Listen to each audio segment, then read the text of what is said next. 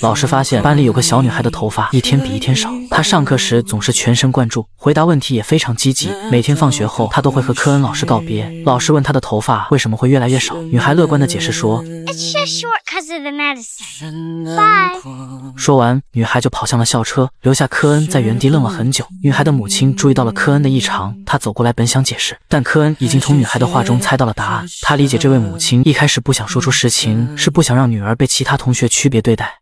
And I'd be grateful if he kept her secret a little longer. I just don't want her to be singled out. Yeah. Is she gonna be okay?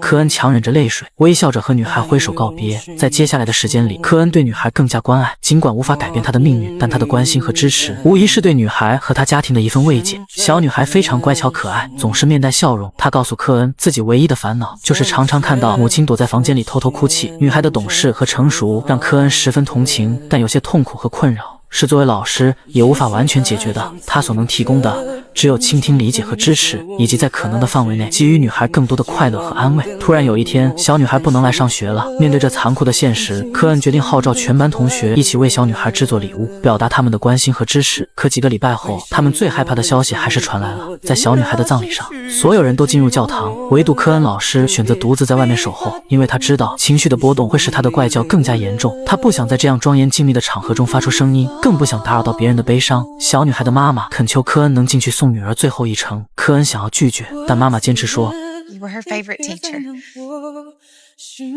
Please don't leave without saying goodbye to her. 记得以后你要快乐，这世界没那么多因果。于是这位妈妈挽着科恩走进了教堂，科恩一边流着泪，一边控制不住地发出怪叫。在这种场合，没有一个人会嫌弃他，大家都知道有这样一位好老师，他用自己生命中最灿烂的阳光去温暖了小女孩最后的人生。所以当我们照耀别人的时候，那一处的光也能为周围的人送去能量。对于我们自己来说，当然也能感受到光反射回来的温暖。电影《叫我第一名》是根据真实事件改编而成，影片主人公科恩的原型人物叫布拉德·科恩，他自幼便被妥瑞氏综合症所困扰，在学校他常常成为同学们嘲笑的对象，老师也对他冷眼相待。而作为父亲，不但未能理解儿子的苦楚，还认为他的行为是故意捣乱。It would be nice one day without you acting up. 甚至在一次情绪失控中，命令他停止那些无法控制的行为。Stop it! Just stop it! 科恩的父亲无法接受儿子的病情，最终与他的母亲分道扬镳。每次父亲即将离开时，都让科恩心中涌起无尽的渴望。他多么希望能像弟弟一样投入父亲的怀抱，享受那一丝温暖。尽管这份父爱是勉强得来的，但对科恩而言，这已是莫大的慰藉。父亲离开后，家中只剩下科恩和他的母亲以及弟弟相依为命。母亲始终没有放弃对他的关爱和支持，她带着科恩四处求医，但由于医生的专业知识不足，竟把科恩的病症归咎于父母离婚的影响。母亲不愿接受这样的结论，于是决定亲自到图书馆寻找答案。经过无数个日夜的钻研和探索，终于在厚厚的医学文献中找到了与儿子症状相匹配的疾病。母亲立刻让科恩阅读书上的资料，科恩这才恍然大悟，原来自己患有妥瑞氏症。母亲随即去找医生确认，医生虽然承认了自己的误诊，但也带来了一个令人绝望的消息：目前妥瑞氏症仍然没有治疗方法。听到这个消息，母亲感到极度崩溃，她多么希望儿子能够过上正常的生活。在这个艰难的时刻，科恩迅速上前安慰母亲。It's okay, Mom. We'll get through this, all right? 看到儿子如此懂事，母亲心痛地将他紧紧抱在怀里。尽管知道目前没有治疗妥瑞氏症的方法，但母亲从未放弃寻找可能的解决方案。在寻求治愈的旅途中，母亲带着科恩踏入了妥瑞氏症患者的互助中心，希望在同病相怜的人群中寻找一丝慰藉。那里的患者们表现出各种各样的症状，有的人会抽搐，有的人会缩脖子，还有的人会不自主的后仰。母亲原本希望科恩能从他们那里学到一些东西，却发现这些患者聚集在一起并没有互相帮助，而是在抱怨命运的不公。他们因为不被公共场合接受而充满了怨气，没有人尝试去改变现状。科恩内心并不想走他们的老路。母亲目睹这一切后，心中涌起一股冲动，她立刻带着科恩离开了那个充满负能量的地方，并向科恩道歉。 I'm really so sorry that I brought you there, honey. Let's just forget this. I don't want to forget this, Mom. These people let Tourette's win. I'm never gonna do that. 年仅12岁的他就已经懂得了不抱怨、不向命运低头的重要性。即使运气不佳，他也要与厄运抗争。但妥瑞氏症的阴影却使科恩十分讨厌读书，因为别人1节课就能学会的东西，他需要花更多的时间来集中注意力学习。尽管他竭尽全力控制自己的症状，偶尔还是会发出不寻常的声音，这导致同学们嘲笑他，老师也严厉地批评他，甚至将他叫上讲台大声斥责。I know you think you're the class clown, but I've had it with you. 而科恩只能无助地解释自己无法控制这些行为，但是缺乏理解的老师却坚持认为他是故意捣乱，并强迫他向全班同学道歉。科恩已经习惯了这种道歉，也习惯了面对那些面目可憎的老师，每次他都必须沉默，不再发出怪声，才能被允许回到座位上继续上课。然而，即使他刚回到座位，还是无法控制地发出了声音。老师没有给予他解释的机会，而是命令他滚出教室。就在这时，校长无奈地出现在他面前，男孩心中涌起一阵恐慌，以为即将面临的是责备与惩罚，但出乎意料的是，校长竟邀请他参加即将举行的音乐会。在那个充满旋律的夜晚，尽管男孩竭尽所能，他的身体仍旧不由自主地抽搐，他的嘴巴仍旧发出阵阵怪叫。同学和老师向他投来异样的目光，然而在众目睽睽之下，校长却点名让男孩上台。这一刻，他成了全场的焦点。校长拿起麦克风，温和地询问男孩为何会发出那些不寻常的声音。男孩解释说自己患有妥瑞氏症，这是一种他无法控制也无法治愈的疾病，但当人们不用异样的眼光看他时，他的状况会有所改善。这番话让台下所有听众陷入了沉思。校长继续询问男孩，我们能为你做些什么？ I just want to be treated like everybody else.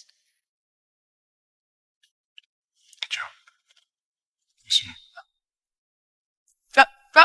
当男孩回到自己的座位，那紧张的情绪再次发出了怪叫，但这一次没有人嘲笑他，反而观众席爆发出热烈的掌声。这是他第一次感受到被平等对待。校长简单而有力的几句话，不仅改变了他的人生轨迹，也治愈了他的心灵。这就是教育的力量所在。也正是从这天起，男孩开始梦想成为一名教师，他想把校长给予他的一缕阳光继续传递下去。那些艰难险阻横亘在前，恰似顽石妄图阻挡水流。那前方的道路荆棘密布，可坚韧的步伐依旧砥砺前行。经过10多年的努力学习，科恩终于以出色的成绩获得了从业资格证书。然而，作为一个经常会发出怪声的教师，却面临着巨大的挑战。成年人的成见往往比孩子们更难改变。尽管科恩在大学中成绩优异，但每当他发出怪声时，面试官的表情就会立刻变得僵硬，然后急匆匆地结束面试。尽管如此，科恩的脸上总是挂着阳光般的笑容。这些困难并没有削弱他成为一名教师的热情。在接下来的面试中，无论他提出的教育理念多么新颖，总是礼貌地遭到拒绝。有的校长毫不避讳地质问他，带着这样的病症，为何还要追求教师职业，甚至要求他在教学时必须忍住不发出任何声音。面对这种羞辱性的质疑，科恩偶尔会愤怒地回应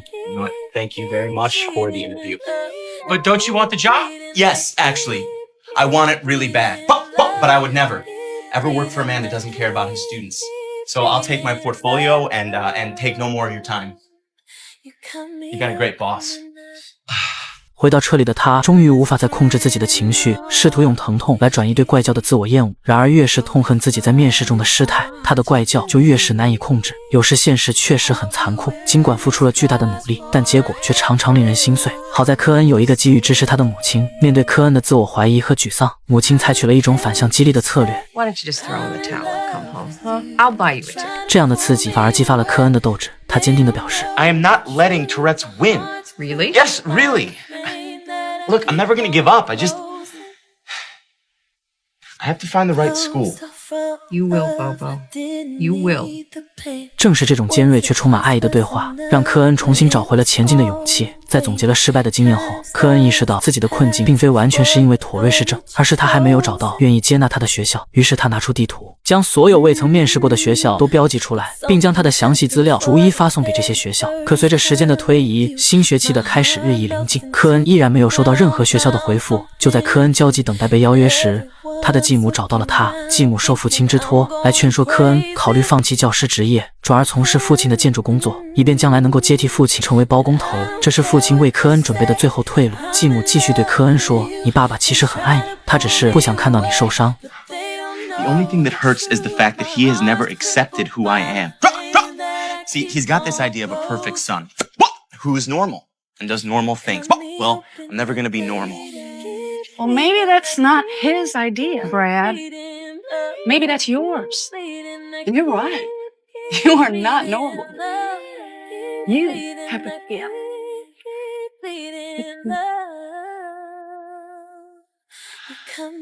And it's not in spite of your Tourette's. It's because of it. 这些话让科恩感到很意外，他没想到与自己没有血缘关系的继母会用这么深刻的方式激励他。这些话语让科恩与妥瑞氏症达成了和解。他意识到父亲一直在以另一种方式保护他，父亲一直认为是自己的遗传导致了科恩的病症，并因此感到内疚，无法直面科恩。科恩深刻理解了父亲的苦心，于是找到了在工地上工作的父亲。父亲关切地询问了他找工作的进展，并小心翼翼地问他是否需要经济上的帮助。父亲提出，如果科恩需要钱，可以来工地工作，但科恩却坚定地表示自己想要成为一名教师。他告诉父亲，没有什么能够阻挡他追求自己的梦想。父亲担心他屡次失败后会遭受更大的打击，因此试图劝说科恩考虑其他更稳定的工作，可父亲却低估了科恩的乐观精神。I'm gonna teach Dad. Drop. Okay? I can't let anything get in the way of that. 科恩之所以来到父亲所在的城市寻找工作，就是为了向父亲证明自己的能力。毕竟每个孩子都希望得到父亲的认可。然而，随着教师招聘季即将结束，科恩依然没有收到任何面试的通知。在一次家庭聚会中，父亲小心翼翼地询问科恩工作是否顺利，但科恩却指责父亲从未真正接受过自己，认为父亲一直觉得自己的儿子会给他丢脸。父亲说：“我最讨厌跟你一起去餐厅吃饭，是因为看不惯大家都用异样的眼神盯着你。有时候我真的很无助，我这辈子都在帮助别人修东西，却唯独修复不了你的怪病。” It doesn't need fixing. Nobody can fix it. I know. 父亲很愧疚，自己给了儿子一个不完美的身体，这种愧疚感让他选择了逃避。 I'm proud of you regardless. 在新学期即将开始的前几天，科恩终于收到了一份来自名为山景小学的面试邀请。两位校长热情地接待了科恩。校长好奇地询问，为什么这位与众不同的科恩如此渴望成为一名教师？科恩真诚地回答说，曾经有一位校长为他指明了方向，驱散了他心中的迷雾，因此他也想成为一个能够启发他人的教育者，用阳光般的温暖去影响更多的孩子。科恩详细阐述了自己坚持到底的教育理念，并坦诚地谈到了自己的妥瑞氏症。他的回答流畅，逻辑清晰，经过深思熟虑。两位校长最终只与科恩签订了1年合同，这意味着他需要在接下来的1年里，通过自己的实际行动来消除所有人的疑虑，以此来证明自己的价值和能力。由于今年2年级学生数量激增，学校不得不增设了一个新班级，而这个班级的学生都是从其他班级调整过来的。但对科恩来说，这些并不重要，重要的是他终于得到了这样一个宝贵的机会。当他看到属于自己的教室时，激动得几乎说不出话来。长久以来的梦想终于变成了现实，所有曾经的努力和汗水，在这一刻都转化为了成功的光芒。其他老师也纷纷伸出援手，帮助他布置教室，准备迎接新学期的开始。当母亲得知这个消息后，激动地流下了眼泪。母亲再三叮嘱科恩，如果学校里有合适的女老师，一定要抓住机会。无论如何，母亲最大的期望就是儿子能够快乐。开学第1天，科恩老师将教室布置得温馨而富有生机，仿佛一个小花园，甚至养了一只可爱的小兔子来增添生气。他戴上船长帽子，热情地迎接孩子们的到来。即使面对一个调皮男孩的无理称呼，科恩也没有生气，反而大方地在黑板上写下了自己的妥瑞氏症，并鼓励孩子们有任何问题都可以举手提问。学生好奇地问这种病会不会传染，科恩解释说不会，因为这是天生的。学生询问科恩是否可以去看电影，科恩幽默地回答说当然可以，但大多数时候都会被赶出来。这时一个小女孩询问他是否觉得痛，科恩诚实地回答说偶尔脖子抽筋时会有一点痛，但只要发出声音就没事了。小女孩对科恩充满同情，问他这个病是否会好起来。科恩遗憾地表示目前这种病没有药物可以根治，但他已经学会了接纳它，不让病情主宰自己的人生。学生们继续提出许多问题，科恩都耐心地一一作答。I can do anything that anybody else can do, except there is one thing that Mr. Cohen can never do. What is it? No, I just can't. Yeah, tell us. Tell us. Yeah, tell us. Mr. Cohen can never play hide and go seek. 放学后，孩子们与科恩的互动充满了温暖和亲切。仅仅1天时间，科恩就以风趣幽默的风格赢得了孩子们的喜爱。同学们纷纷与科恩拥抱告别，可想而知他们对这位新老师有多喜爱。尽管科恩在孩子们心中建立了良好的形象，但那些家长的成见仍然像一座难以逾越的大山。有些家长在背后议论纷纷，甚至第2天就有家长坚决要求为女儿转班。尽管孩子非常希望留在科恩的班级，家长最终还是拉着不情愿的女孩去了其他班。科恩的课堂越来越充满趣味，但那个被迫转班的小女孩只能站在门口，带着渴望的眼神在门口发呆。科恩心中虽然无奈，但也理解家长的决定，只能温柔地将女孩送回她的新班级。而科恩的班级里不仅有那位小女孩让他牵挂，还有一位患有多动症的小男孩。这个孩子常常无法集中注意力，经常在课堂上乱跑，甚至欺负其他同学。面对这种情况，他以前的老师建议让这个孩子退学，但科恩小时候也听过太多这样的话。他不打算重蹈覆辙，反而选择耐心的单独辅导这个孩子。他告诉男孩自己其实也讨厌读书，这让男孩感到非常疑惑，老师怎么可能讨厌读书呢？为了让孩子理解他的过去，科恩和男孩玩了一个游戏，他让男孩扮演妥瑞氏症患者，在别的孩子认真读书时，他根本无法集中注意力。通过这个游戏，男孩终于意识到，对于妥瑞氏症患者来说，想要读书是多么困难。那么问题来了，既然读书这么难，为什么还要读书呢？这时科恩告诉他，因为世界上所有的知识都藏在书本里，只要他愿意多费些心力，同样能学到这些知识。在科恩的言传身教和陪伴下，这个小男孩终于开始安心的读书了。科恩不仅拯救了这个孩子，也拯救了曾经的自己。在教学这方面，他向校长兑现了自己的承诺。他利用坚持和创新去帮助每一个需要帮助的学生。在全身心投入教学的同时，科恩也开启了自己人生的新篇章。他努力克服内心的自卑感，通过网恋遇到了一个美丽而善解人意的女孩。这个女孩并没有因为科恩的怪叫而排斥他，反而觉得他很有趣，这使两人的关系迅速升温。他们从日常生活的琐事聊到各自的兴趣爱好，科恩的幽默总能逗得女孩开怀大笑，而女孩也总是乐于沉浸在这些欢乐的时刻中。可当夜幕降临时，科恩心中却充满了不安，他不敢对两人的未来抱有太多期待，他害怕有一天女孩会无法忍受自己的怪叫。这种担忧是科恩内心深处的恐惧，也是他需要继续努力克服的挑战。但母亲总会耐心地开导并鼓励他，只要勇敢地向前迈出步伐，总会找到那个与自己心灵相契的伴侣。或许是母亲的话让科恩幡然醒悟，他决定先把爱情暂时搁置一边，去完成自己的考研计划。对于一般人来说，考研已经是一项艰难的挑战，而对于科恩这样患有妥瑞氏症的人来说，更是难上加难。再加上他的怪叫和抽搐可能会影响其他考生，于是他请求监考负责人给他一个单独的考场。如果没有单独考场，他宁愿放弃这次机会，也不愿意打扰到其他考生。但对方却表示没有这样的安排。在一次次的无奈下，科恩只好打电话向父亲寻求帮助。父亲迅速赶到，并用一句话就解决了单独考场的问题。What did you say to them? Magic word. Lawsuit.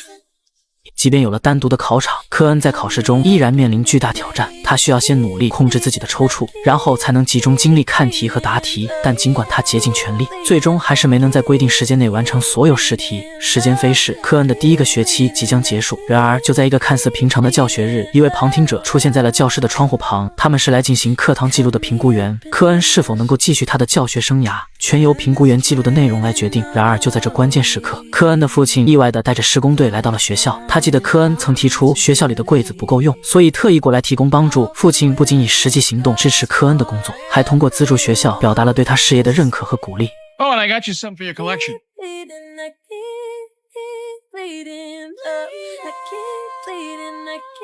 it on, Mr. Cohen.